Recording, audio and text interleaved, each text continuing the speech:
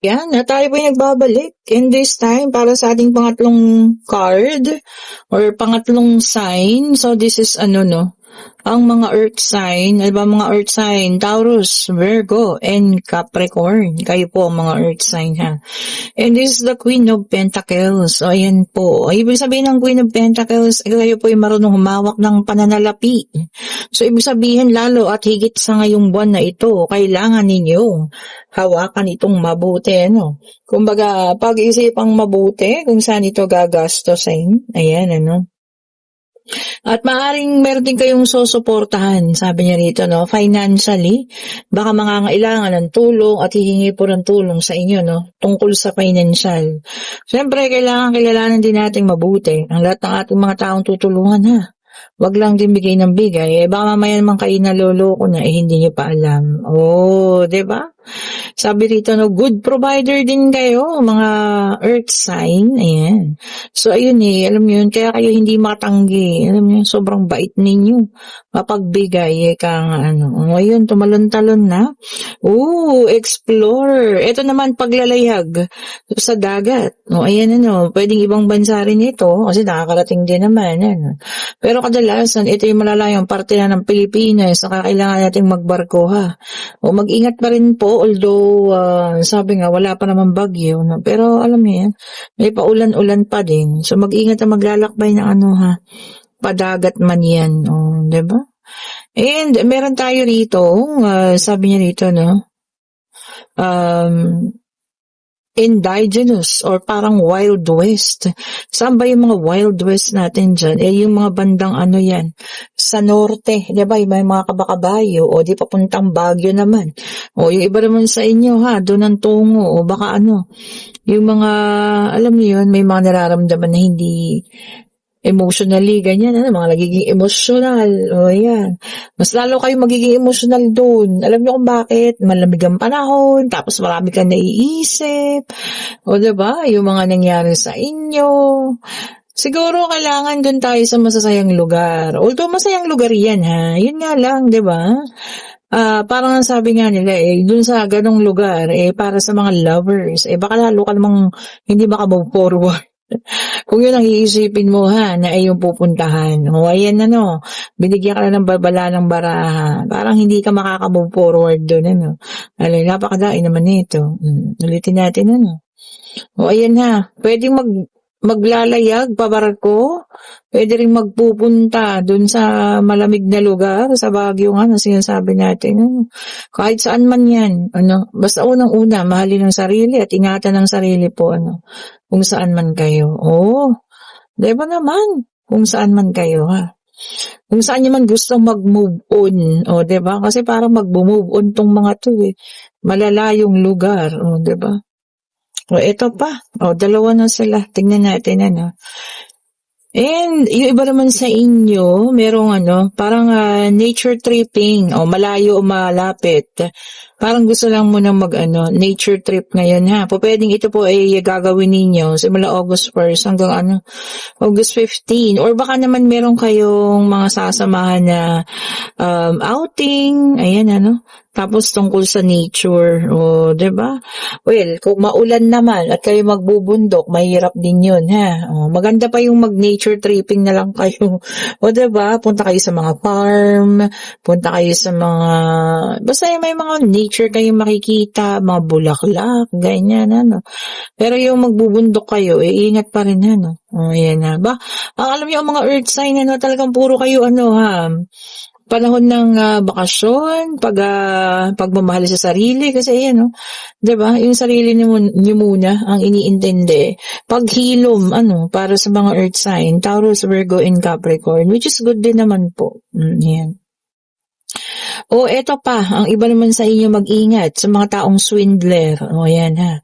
Panloloko. Pwedeng ito po ay tungkol sa kapirahan na kayo'y mas swindler. Sabi nga nila, Maaaring mga magpapanggap sila, ayan na magaganda yung mga iaalok sa inyo.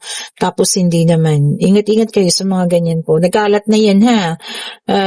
Mag-ingat kayo. Lalo na yung mga ari ng tindahan, Mag-ingat po kayo sa mga ganitong tao. Yung mag-aalok-alok ng mga paninda, sabi may kasamang freezer, ganyan, ganito. Naku, wag po kayong maniwala, lalo't hindi pa nila dala, no? Kasi hingaan kayo ng libo. Naku po, mag-ingat kayo, ha? And we have here delusion. O, ang iba naman sa inyo, alam nyo yun, merong mga taong nakakamiss sa inyo. Kumbaga, kung akala ninyo, wala na silang pakialam, hindi po. Ayan, meron pa lang silang mga pag-iisip, no? Na nangyayari po sa sarili nila. Kumbaga, kayo palagi parang sumasagi sa kanilang isipan. Kayo palagi pa rin nilang naiisip. Kung akala ninyo yung mga wala nang pakialam, or naiisip ninyo, no, kamusta na kaya? Naalala niya pa kaya ako? Yung mga ganun, ayun po. Alam mo, sabi nga nila kapag ka naalala mo isang tao, may tendency yan na ikaw rin po ay kanya naaalala, or hindi kanya nakakalimutan. Oh, di ba? Biglang pumasok sa isip mo, ibig sabihin nun, iniisip pa ng taong yun. Oh, ito maganda, may pamana. O, iba sa inyo ay may mamanahin. Ayan, ano. Pwedeng malayong kamag-anak. O, pwedeng isang tao lang nakalala ka. O, kung ano't ano man ito na mamanahin ninyo, wag lamang utang. O, diba, baka naman ipamana sa inyo ang utang. Pero wala pong hindi kayo po pwedeng magbayad nun. Kasi, wala yun sa batas natin. Sa batas naman natin, kapag ang tao ay namayapa na at may utang, wala naman pong ang pamilya, walang tawag dito, wala silang not unless kung mayroong pinirmahan walang sagutin, 'di ba? Kasi nagtrabaho din po ako sa credit card, 'di ba? Doon ko na experience kapag ka namatay na may-ari ng credit card, wala na pong pananagutan ng pamilya. Zero balance na 'yun. 'Di ba? Kailangan niyo lang magpasa ng death certificate ng inyong kamag-anak. And we have here, naku, the devil ito. So, meron mga iba sa inyo, no, na talagang sobra-sobra yung pagkagusto sa inyo, ha. The devil ito, tsaka freedom. Kumbaga, gustong-gusto ka niya. Ayan ha, kung ano't ano man, ingatan nyo, mag-ingat kayo ha. Baka mamaya kayo isundan-sundan ito. Kumbaga, talagang ginugusto ka na niya at kahit na sinabi mo lang kayo magkaibigan lang, ikaw pa rin po ay kanyang kukulit-kulitin. Mag-ingat pa rin ha. Kasi gusto mo ng freedom kalayaan. Tapos siya naman, diba? Siya naman mapilit. Mag-ingat tayo dun ha. Naku, eto lang ha, abusive relationship. Ayan. Baka kayo po biktima na ng ganito. Umalis po kayo sa mga abusive relationship na ganyan ha. Hindi po yan makakabuti sa inyo. Mentality, physically, emotionally, hindi po yan makakabuti sa inyo. Lalo na kung kagaya nito, may pananakit nang nangyayari. Naku po, kayo po umalis sa ganyang sitwasyon ha. Hindi po yun tama. Kahit po sabihin ninyong act of love, walang act of love po na, alam niyo, binablock ayan kayo. Diba? Kahit hindi po yan physical, kahit pa emosyon yan, na talagang narcissist na pinaglalaroan ng damdamin mo, hindi niya deserve or hindi niya deserve na mahalin mo, 'di ba? At siya rin, wala, hindi talaga dapat. Okay po. Ang pagmamahal po hindi dapat nakakasakit. Ang pagmamahal po dapat nakakapagpasaya sa dalawang tao. 'di ba? Yung mga nasa abusive relationship diyan ha, wag niyo nang pag-isipan. Wag niyo nang hintayin na talagang lumala pa yung pananakit sa inyo, ha? Kayo po yan na mag-isip na. Sulat. Communication is coming para sa iba ha. Pwedeng literal na sulat kamay. Pwede rin namang ito i-chat, mensahe, email. Ayan, pwedeng text messages. Kung ano man yan ha. Nasa ang iba sa inyo, mga earth sign ay makaka-receive ng mga komunikasyon sa mga taong matagal lang walang komunikasyon sa inyo. Baka kayo namimiss lang naman. Diba? At magpaparamdam. Kung ito'y mabuti ang ibinigay sa inyo, di okay lang. Kung naging maayos kayo, maayos ang paghiwalayan. Pero kung hindi, di wag nyo nang pansinin. Di ba po? Sa inyo naman.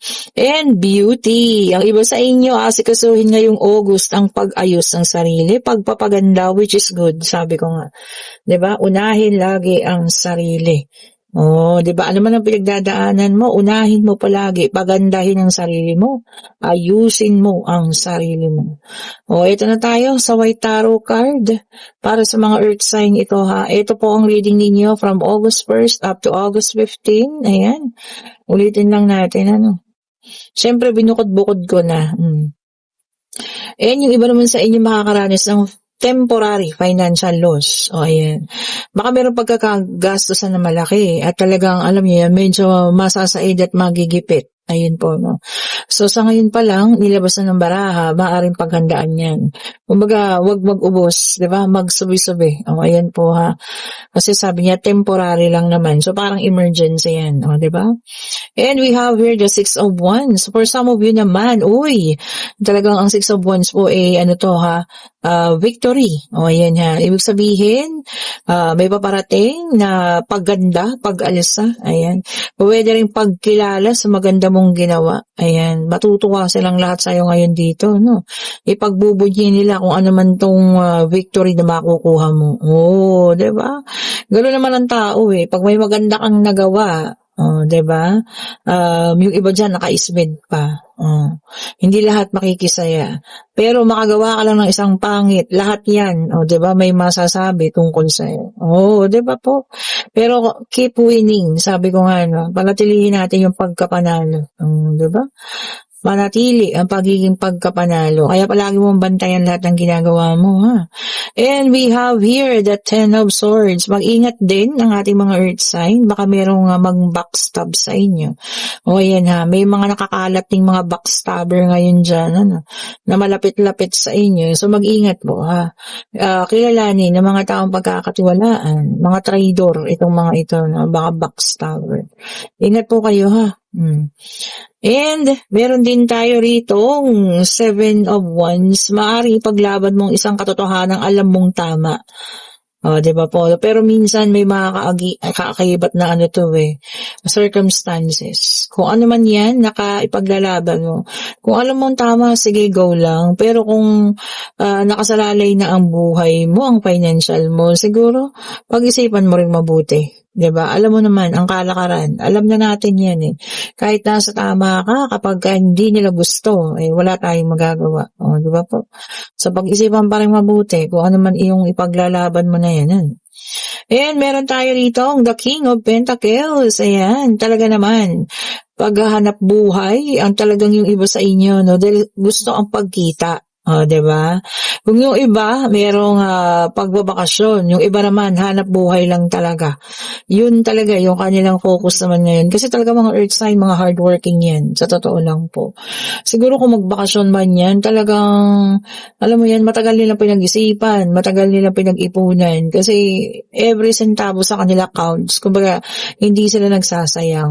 Correct me if I'm wrong, mga earth sign po ha.